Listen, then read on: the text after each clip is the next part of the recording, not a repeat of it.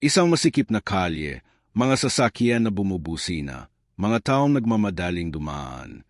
Biglang, isang random na pulubi ang umupo sa isang nakalimutang piano at tumutugtog na parang master.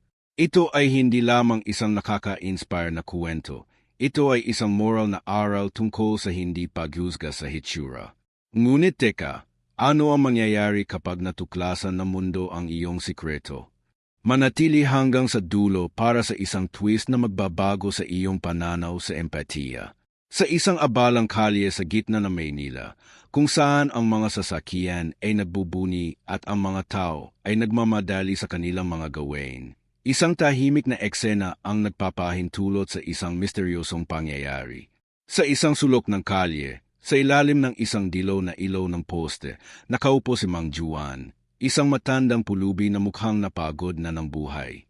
Ang kanyang damit ay puno ng dumi, ang kanyang mukha ay puno ng mga guhit ng hirap, at ang kanyang kamay ay puno ng mga sugat mula sa mahabang panahon ng paglalakad sa mga kalye. Sa tabi niya ay isang lumang gitara na halos hindi na makakapagpatugtog. Ang mga tali ay punit-punit na, at ang kahoy ay puno ng mga bitok.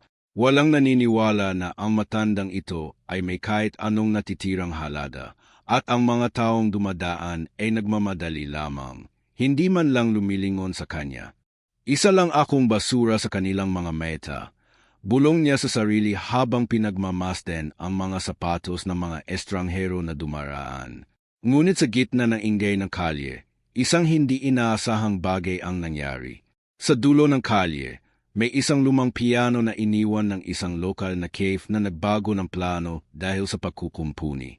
Ang piano ay matagal nang hindi ginagamit, ang pintura nito ay nalalaglag na, at ang mga susi ay puno ng alikabok.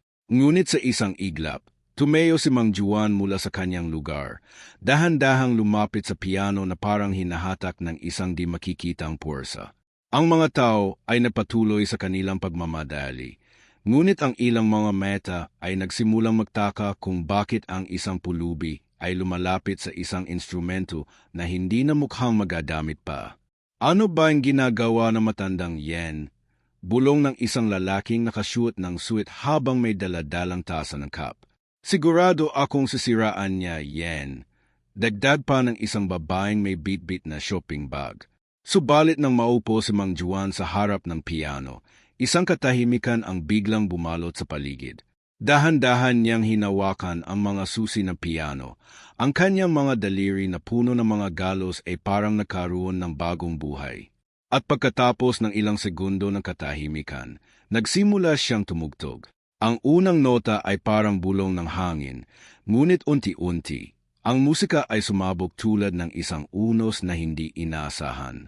Ang mga tao ay napatigil sa kanilang mga yapak, ang mga sasakyan ay nagpahinto, at ang ingay ng kalye ay napalitan ng isang magandang melodiya na parang dumadaloy mula sa kaluluwa. Ang mga daliri ni Mang Juan ay gumalaw ng may kahusayan, ang bawat nota ay puno ng damdamin, at ang mga tao ay hindi makapaniwala sa nakikita at naririnig. Hindi totoo to. Sigaw ng isang binata habang kinukunan ng litreto ang eksena. Sino ang matandang to?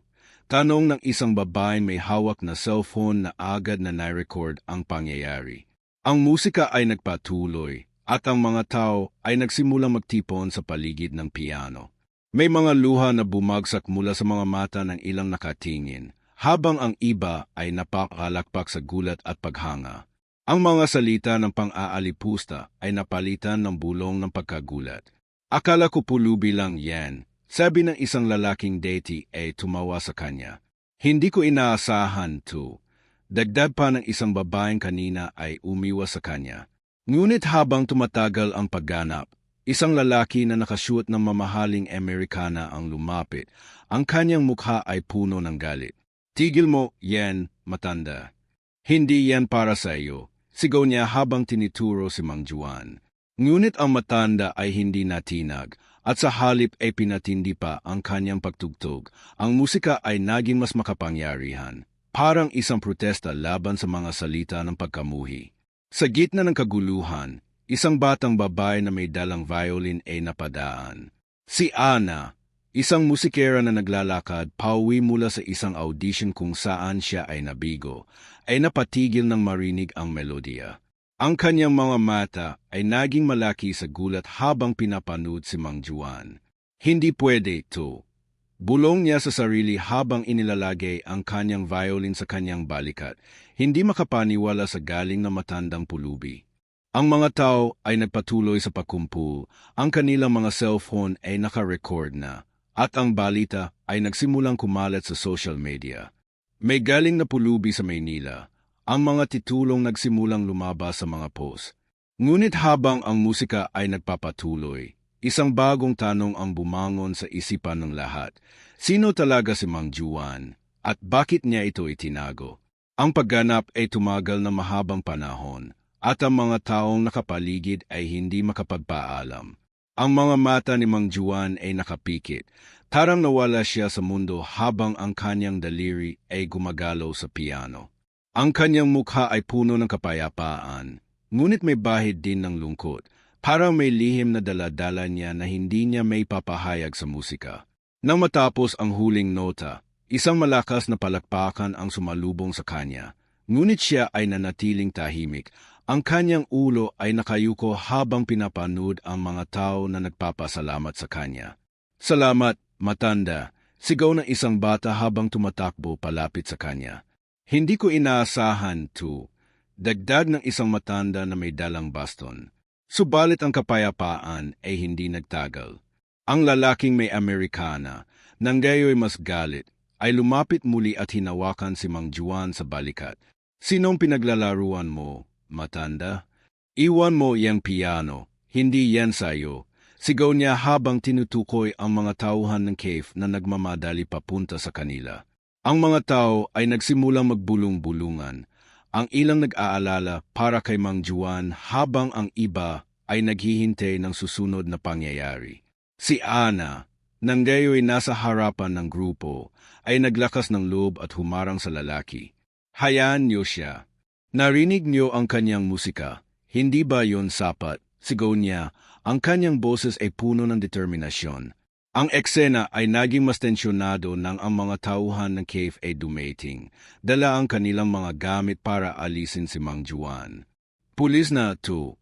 Sigaw ng isang tauhan habang tumatawag sa telepono. Ngunit bago pa man dumating ang mga autoridad, si Mang Juan ay tumayo muli. Ang kanyang mukha ay puno ng kalungkutan ngunit may di matatawarang lakas. Hayaan niyo akong magpaliwanag, sabi niya sa isang mahinang ngunit malinaw na boses. Ang mga tao ay nanahimik, ang kanilang mga mata ay nakaapak sa kanya, naghihintay ng sagot sa kanilang mga tanong. Ako ay hindi lamang isang pulubi, dugtong niya, ngunit bago pa man niya matapos ang kanyang sinabi, ang mga tauhan ay hinawakan siya at dinala palayo mula sa piano.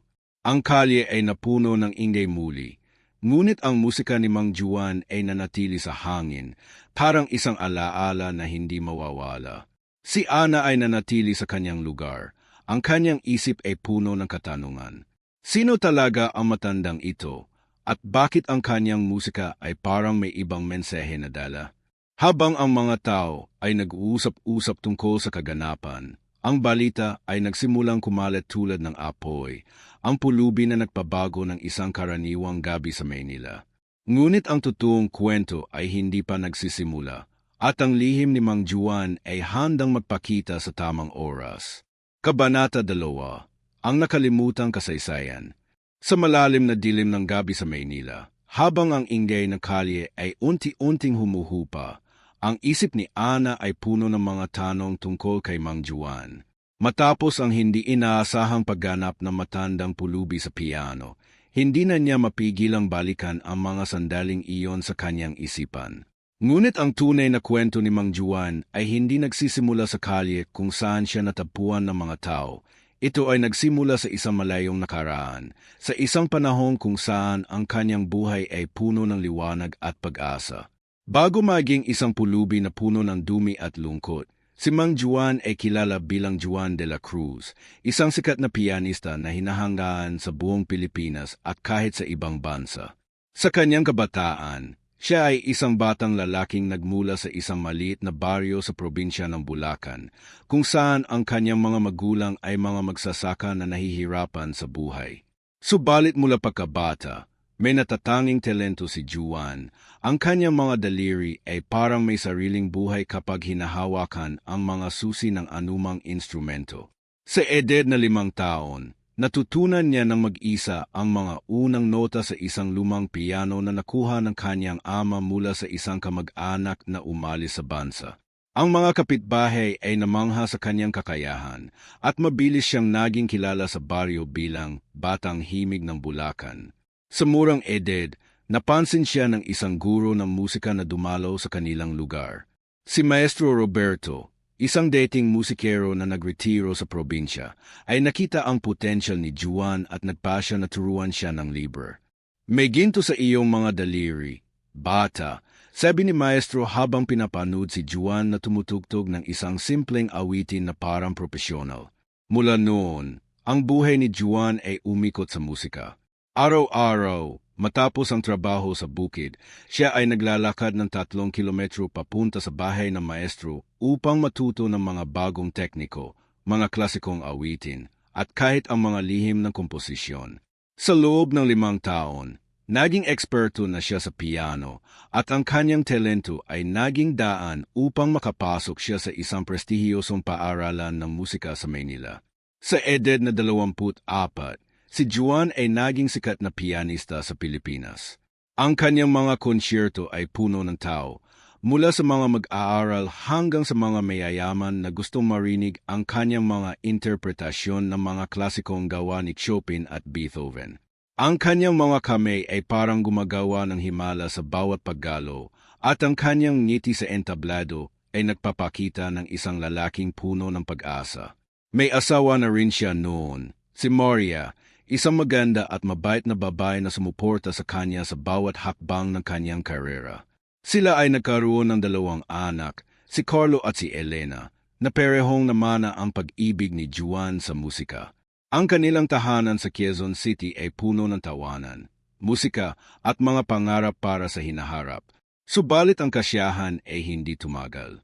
Sa isang gabing maulan, habang si Juan ay nasa isang konsyerto sa ibang lungsod, isang trahedya ang nagpabago ng lahat.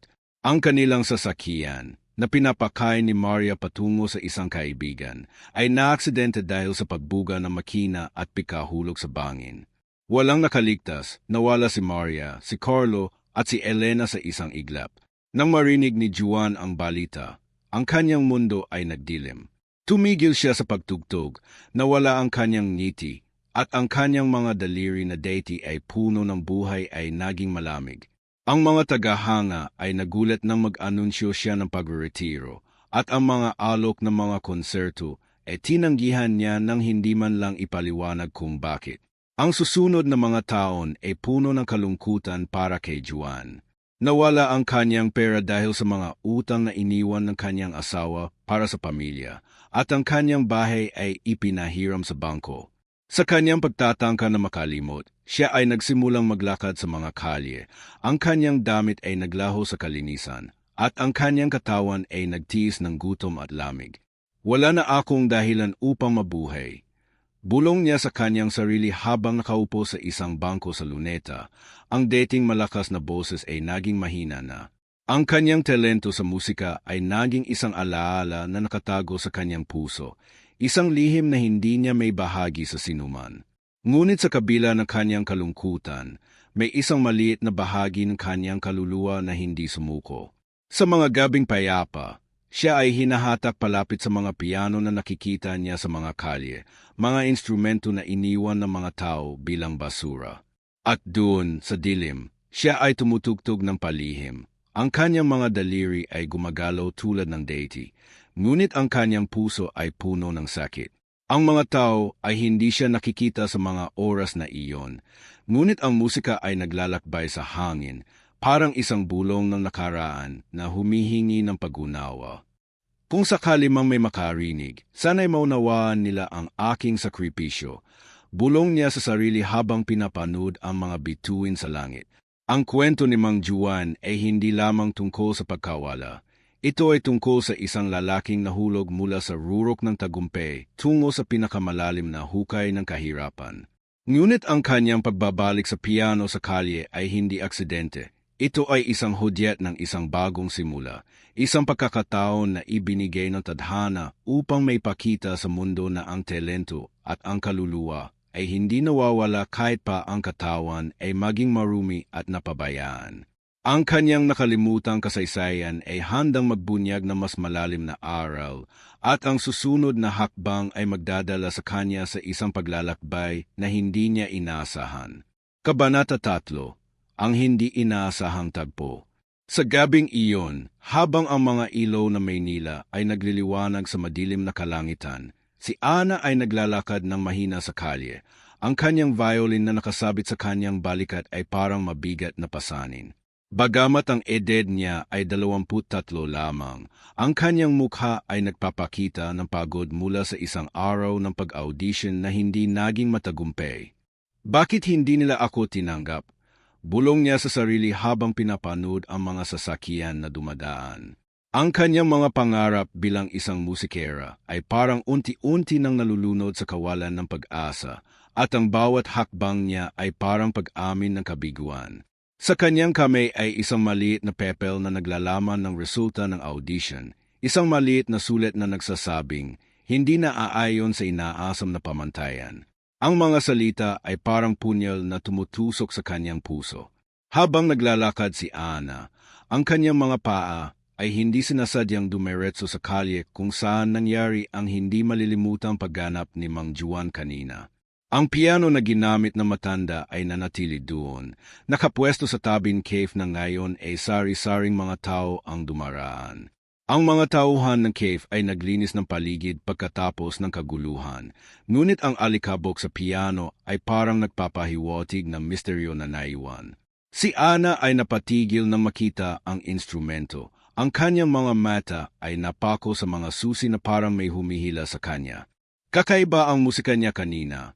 Bulong niya habang inilalapit ang kanyang kamay sa piano, ngunit bago pa man niya ito mahawakan, isang mahinang tunog ang nagmula sa likod niya.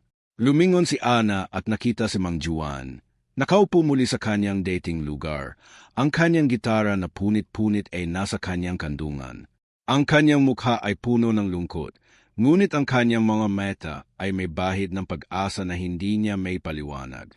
Anong ginagawa mo dito ulit? Tanong ni Ana, ang kanyang boses ay puno ng pagtataka at bahagyang pag-aalinlangan. Si Mang Juan ay tumingin sa kanya, ang kanyang labi ay gumalaw ng dahan-dahan, ngunit walang salita ang lumabas. Sa halip, kumuha siya ng isang maliit na bote ng tubig mula sa kanyang bulsa at ininom ito, parang hinuhugasan ang kanyang lalamunan para sa isang bagay na mahalada. Hija, hindi mo pa alam ang tunay na musika. Sabi ni Mang Juan pagkatapos ng ilang segundo ng katahimikan. Ang kanyang boses ay mahinan ngunit malalim, parang may dalang karunungan mula sa malalim na nakaraan. Si Ana ay napataas ng kilay, hindi sigurado kung dapat siyang magalit o magtaka. Anong ibig mong sabihin? Kanina lang, pinagalitan ka ng mga tao rito, at ngayon, parang guro ka na. Sagot niya, ang kanyang tono ay may bahid ng pagdududa. Ngunit si Mang Juan ay ngumiti lamang, isang ngiti na parang may lihim na nakatago. Subukan mong tumugtog sa piano na yan at malalaman mo, dagdag niya habang tumatayo at dahan-dahang lumalapit sa instrumento. Sa unang pagkakataon, si Ana ay nahihiyang sundin ang peyo na matanda.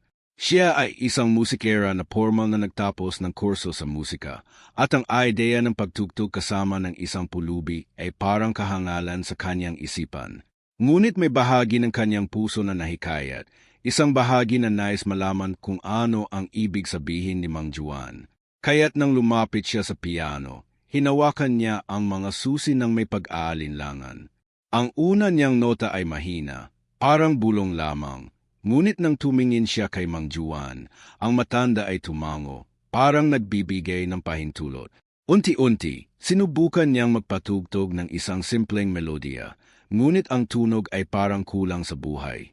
Mas malalim pa, Hija, sabi ni Mang Juan habang lumalapit at hinawakan ang kanyang kamay. Sa gulat ni Ana, Hinayaan niyang gabayan siya na matanda. Ang mga daliri ni Mang Juan ay parang may mahika. Sa isang iglap, ang melodiya ay nagbago, naging mas malalim at puno ng damdamin.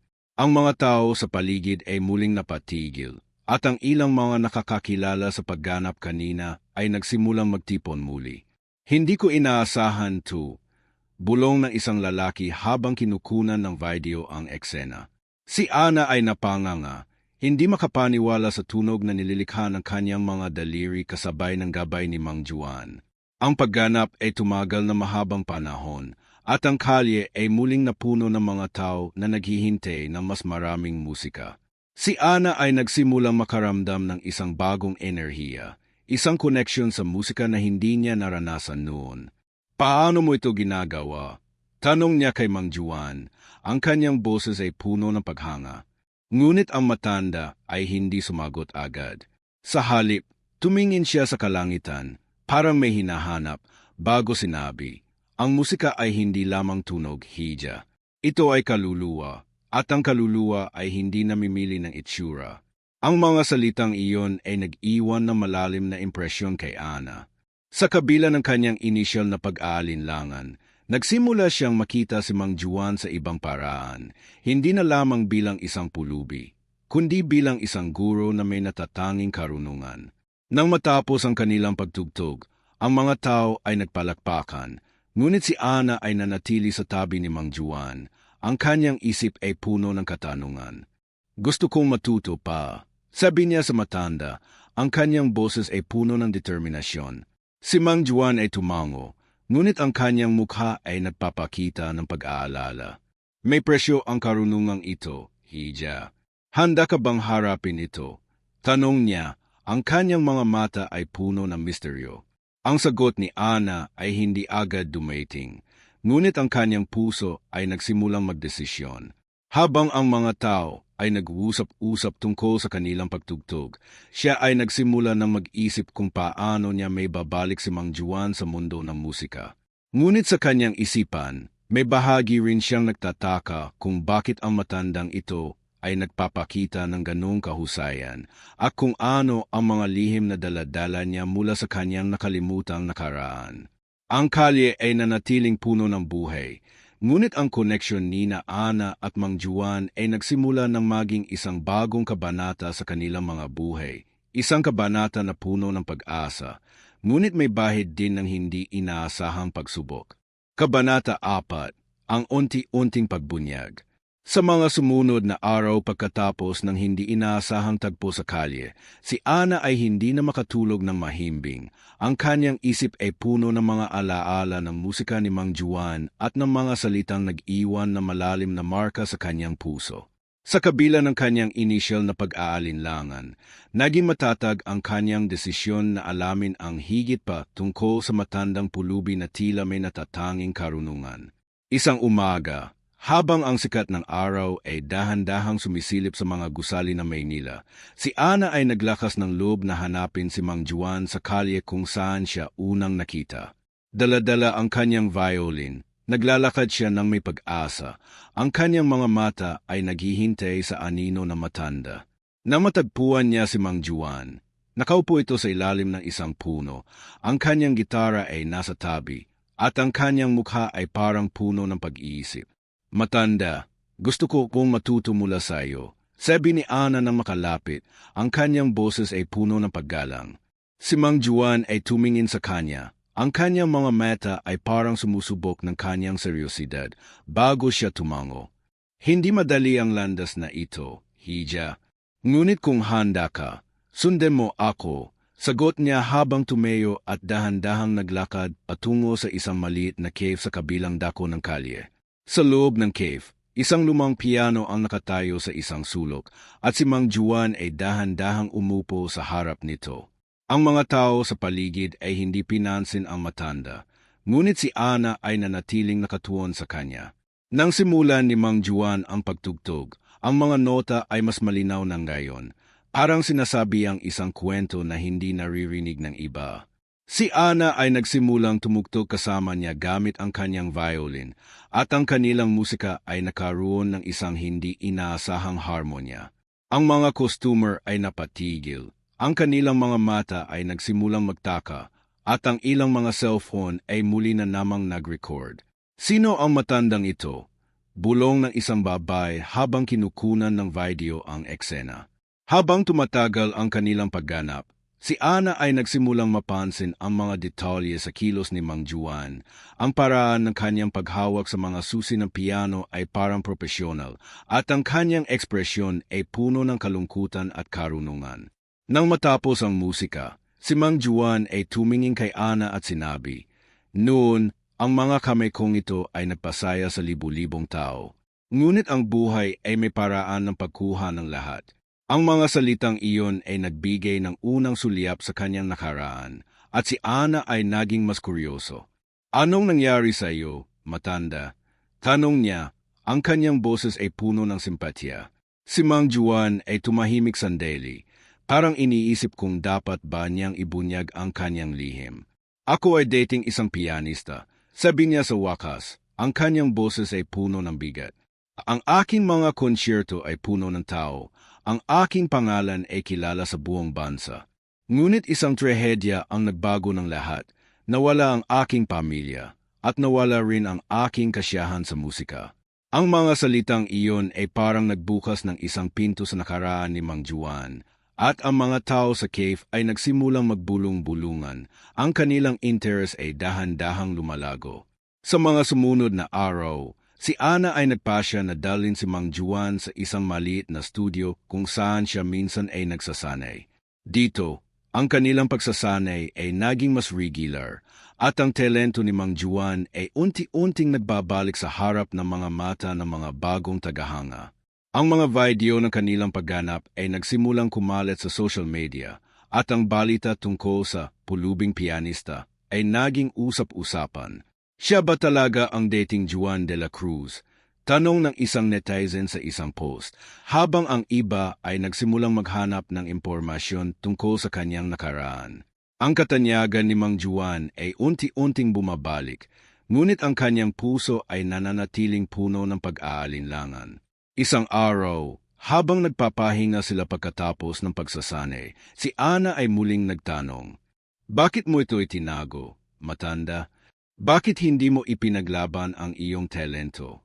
Si Mang Juan ay tumingin sa labas ng bintana. Ang kanyang mga mata ay puno ng kalungkutan. "Hindi ito tungkol sa pagtatago, Hija. Ito ay tungkol sa paghihintay sa tamang oras, sa tamang tao na makakaunawa ng tunay na musika, at mukhang ikaw ang pinili na tadhana."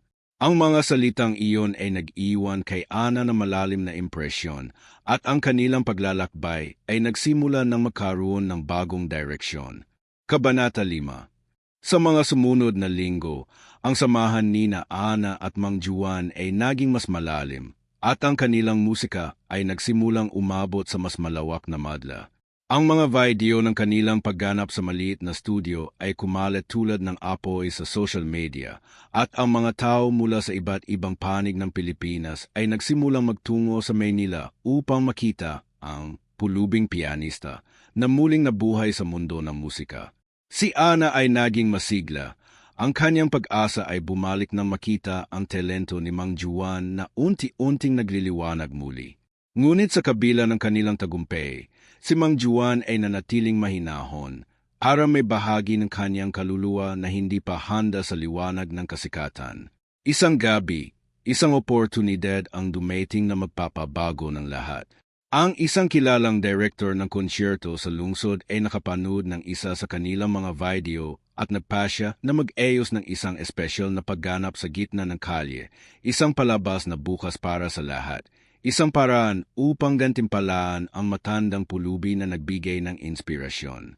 Si Ana ay nagumpisa ng malaking paghahanda, nag-imbita ng mga kaibigan at lokal na musikero upang suportahan si Mang Juan. "Kailangan nating ipakita sa mundo ang iyong tunay na halaga," sabi ni Ana habang inaayos ang maliit na entablado na itinayo sa kalye kung saan unang nagsimula ang kanilang kwento. Nang dumating ang gabing iyon, ang kalye ay puno ng tao, mula sa mga bata hanggang sa matatanda, mula sa mga mahihirap hanggang sa mga mayayaman. Ang mga ilaw ay nagliwanag at ang hangin ay puno ng excitement. Si Mang Juan ay nakaupo sa harap ng piano. Ang kanyang mga kamay ay bahagyang nanginig. Arang bumabalik ang alaala ng kanyang nakaraan. Hindi ko akalain na makakabalik ako rito. Bulong niya kay Ana habang inaayos ang kanyang posisyon. Si Ana ay tumugtog ng violin kasama niya. Ang kanilang musika ay nagsimula ng mahina ngunit unti-unting lumakas. Arang isang alon na dumaranas ng mas malaking lakas. Ngunit hindi lahat ay natuwa sa tagumpay nila. Isang grupo ng mga kritiko, mga musikero at tagahanga ng mga malalaking konsyerto ay dumating. Ang kanilang mga mukha ay puno ng pagdududa. Anong karapatan ng isang pulubi na tumugtog sa harap namin? Sabi ng isa sa kanila habang tinituro si Mang Juan. Ang mga salitang iyon ay nagdala ng tensyon sa hangin, ngunit si Mang Juan ay nanatiling kalmado. Nang simulan niyang tumugtog, ang kanyang mga daliri ay gumalaw tulad ng deity, may kahusayan, may damdamin, at may isang lakas na hindi may paliwanag. Ang musika ay naging isang himig ng protesta, isang awitin ng kaluluwa na sumasalungat sa mga pagdududa. Ang mga tao ay napatigil, ang kanilang mga mata ay naging malaki sa gulat at paghanga. Ang mga kritiko ay nanahimik, ang kanilang mga salita ay napalitan ng palakpakan nang matapos ang unang bahagi ng pagganap. Si Ana ay napaluha habang tumutugtog. Nakikita ang pagbabago sa mukha ng mga tao sa paligid. Salamat sa iyo, matanda. Bulong niya kay Mang Juan. Ang kanyang puso ay puno ng pasasalamat. Ngunit ang pinakamalaking sorpresa ay nang magpasya si Mang Juan na magbigay ng isang bagong komposisyon, isang awitin na kanyang isinulat sa kabila ng kanyang mga taon ng kalungkutan, isang tanyag na gawa na nagpapakita ng kanyang buong kaluluwa. Nang matapos ang konsyerto, ang kalye ay napuno ng malakas na palakpakan at ang mga kritiko ay napilitang yumuko sa galing ni Mang Juan. Hindi ko inaasahan na may ganito siyang kakayahan, sabi ng isa sa kanila habang lumalapit upang makipagkamay. Si Ana ay niyakap si Mang Juan. Ang kanilang pagtulong sa isa't isa ay naging simbolo ng pagbabago. Ikaw ang nagligtas sa akin, Hija, at ikaw rin ang nagbalik sa akin sa musika. Sabi ni Mang Juan, ang kanyang boses ay puno ng emosyon. Ang gabi ay naging isang selebrasyon ng talento, ng pag-asa, at ng araw na ang tunay na halaga ng isang tao ay hindi nasusukat sa kanyang itsura. Kabanata 6, ang huling tagumpay at paanyaya. Matapos ang makasaysayang konsyerto sa kalye, ang buhay ni Mang Juan at Ana ay naging mas maliwanag kaysa dati. Ang palakpakan ng mga tao ay parang musika pa rin sa kanilang mga tenga, at ang kwento ng pulubing pianista ay naging inspirasyon sa buong Maynila. Ngunit habang ang gabi ay nagpapatuloy, isang hindi inaasahang pangyayari ang naghanda ng isang huling sorpresa na magpapabago ng lahat. Pagkatapos ng pagganap, habang ang mga tao ay nag-usap-usap at nagpapasalamat kay Mang Juan, siya ay biglang tumayo mula sa kanyang upuan sa harap ng piano.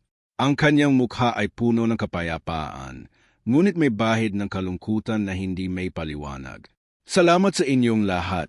Sabi niya sa isang mahinang ngunit malinaw na boses. Ang kanyang mga mata ay tumingin sa bawat isa sa mga nakapaligid.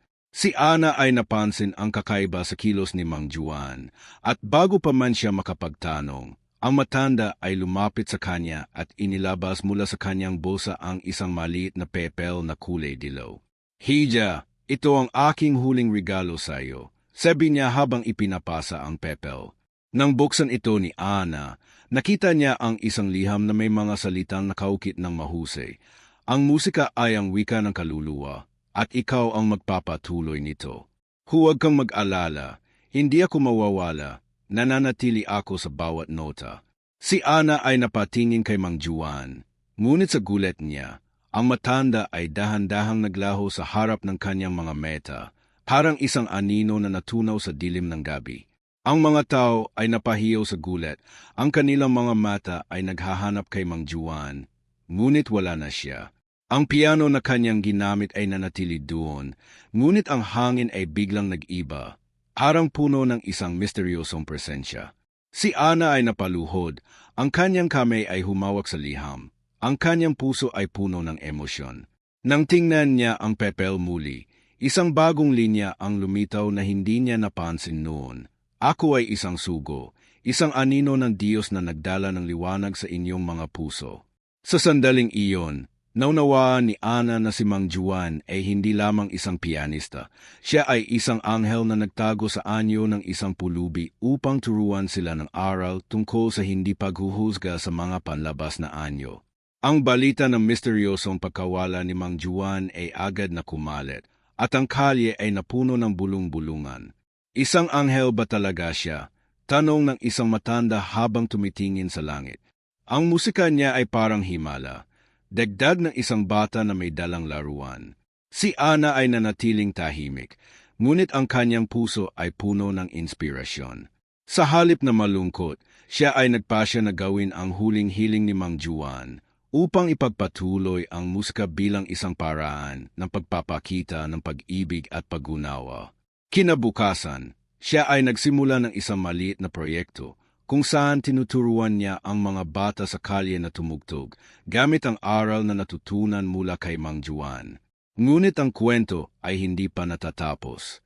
Isang gabi, habang si Ana ay nagpapahinga sa kanyang maliit na silid, narinig niya ang mahinang nota ng piano mula sa labas. Nang lumabas siya, wala siyang nakitang tao. Ngunit ang hangin ay puno ng isang pamilyar na melodiya, ang perehong musika ni Mang Juan. Sa kanyang isipan, isang bagong pangarap ang bumangon upang hanapin ang iba pang mga sugo na maaaring nagtatago sa mga kalye, mga anghel na dala ang liwanag sa gitna ng kadiliman. Kung si Mang Juan ay isang anghel, baka may iba pa.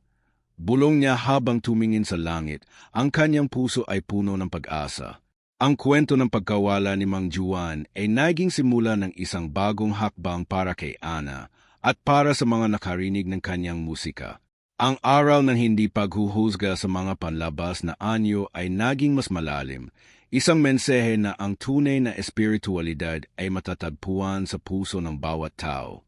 At habang ang mga bituin ay nagliliwanag sa langit ng Maynila noong Oktubre 19, 2025, isang bagong serye ng kwento ang naghihintay. Isang serye tungkol sa mga anghel sa mga kalye na magpapakita ng iba pang misteryosong tauhan na magdadala ng liwanag sa mundo. Abangan ang susunod.